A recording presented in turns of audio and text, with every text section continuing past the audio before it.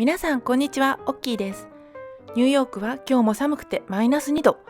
明日は1日雪で10センチほど積もるかもしれないということで、今日のうちに買い物しておこうとユニオンスクエアまで来ましたが、風が冷たい。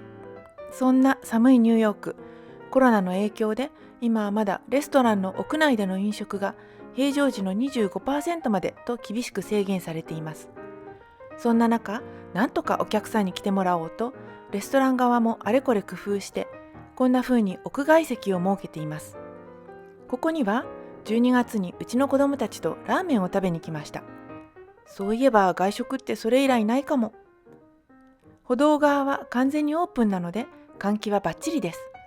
テーブルとテーブルの間にはアクリル板の仕切りもありました。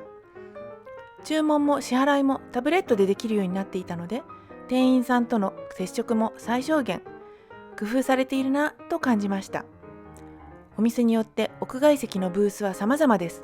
雪の日は大変だっただろうなと思います。こちらのお店は車道にはみ出しての小屋スタイルの席と店頭にも座席を設置しています。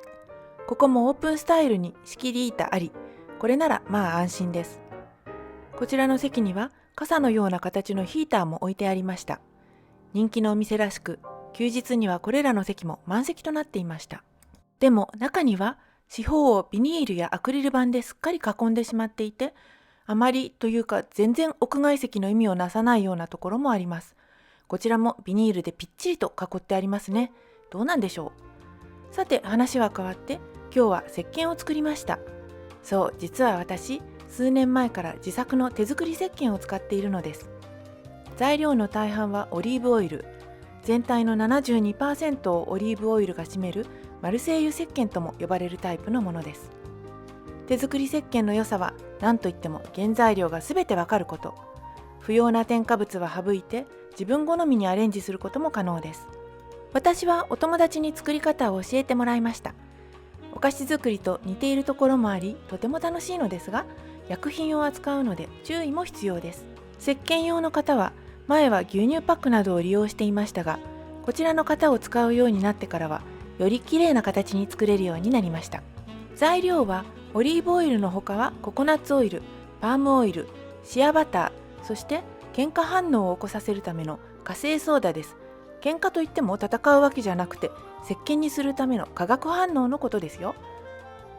まずはオリーブオイルと泡立ちを良くするためのココナッツオイルの分量を測ります。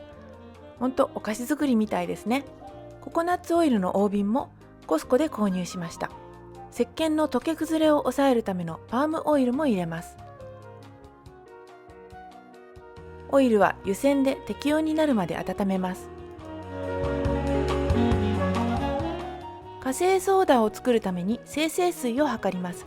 精製水はアメリカのドラッグストアでは Distilled Water という名前で売られています。前に商品レビューでこの水はまずいなんて書いてる人がいて、そりゃまずいでしょう。そもそも飲むためのものじゃないものと思ったりしました。火星ソーダを測ります。劇薬なので扱いには注意が必要です。火星ソーダは水を加えると熱を発するので、たらいに水を入れて冷まします。こちらのおもちゃのようなものは保冷剤です。子供たちが小さい頃はランチボックスに入れていました。今はこんな時に役立っています。オイルと火星ソーダ両方が適温になったらよくかき混ぜながら少しずつ合わせていきます。化学反応を起こしてここから石鹸ができていくのです。この後初めの20分か30分ぐらいはずっと混ぜ続けるのですが、お友達に教えてもらった裏技でハンドブレンダーを使うと少し反応のスピードが上がります。ジュッジュッと数回短く動かしたら、あとはまた泡立て器でくるくる混ぜる。これを繰り返します。ハンドブレンダーは刃のついたイマージョンブレンダーと言われるカッタータイプのものです。泡立て器タイプのものは薬液が飛び散って危険なので絶対に使用しないでくださいね。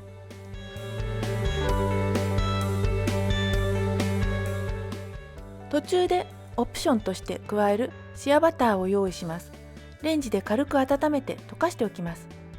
香り付けのためのエッセンシャルオイルも計量します。私はラベンダー、ティーツリー、グレープフルーツ、ユーカリプタス、カモミールなどをその時の気分でブレンドして使っています。夏の時期はさっぱり系の香りがいいなとか、そんな感じです。オイルとカセイソーダの反応が進むと、こんな感じでゆるいカスタードソースのようになってきます。私は表面に泡立て器の線が残るぐらいを目安にしています。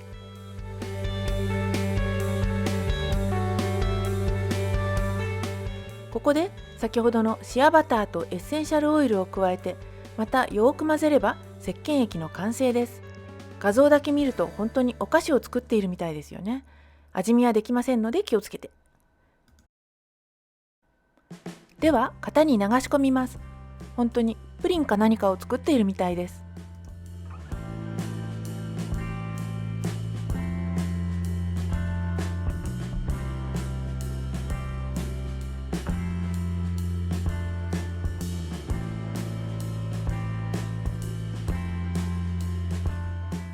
ラップをしてなるべく暖かい場所で1日か2日ほど置いて少し固まるのを待ちます。楽しみです。私が参考にしているのはこちらの本です。前田京子さんのオリーブ石鹸マルセイユ石鹸を作る。中はたくさん写真と丁寧な解説があり、初心者にもとてもわかりやすいです。翌日は予報通り雪が降りました。娘と一緒に少し雪の中を散歩しました。モコモコの帽子にダウンジャケットに手袋、スノーブーツと完全防備で出かけました。雪のニューヨークもなかなかいいものです。公園のドッグランにはたくさんの人が犬を遊ばせに来ていました。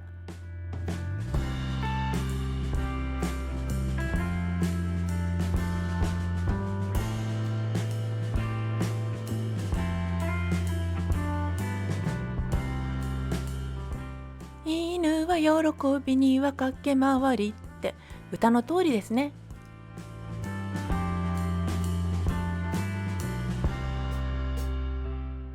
さて、1日半ほど経って石鹸が固まってきたので、型から出して切り分けます。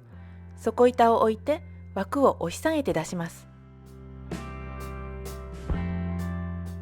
サイズはお好みですが、私はいつもだいたい8つに切っています。これですぐ使えるわけではなくて、このまま1ヶ月ほど空気にさらして乾燥させます。家の中の人のよく通るところに置いておくと、通るたびにふわっと香りがしてなかなかいいのです。手作りのオリーブオイル石鹸は肌に優しいのに汚れもしっかりと落ちて、すすいだ時の泡切れもよく大満足で使っています。最後まで見ていただきありがとうございました。またニューヨークの日常を動画にしていきます。よろしければチャンネル登録をお願いします。皆様からのコメントやいいねボタンも励みになりますので、ぜひよろしくお願いします。じゃあまたね。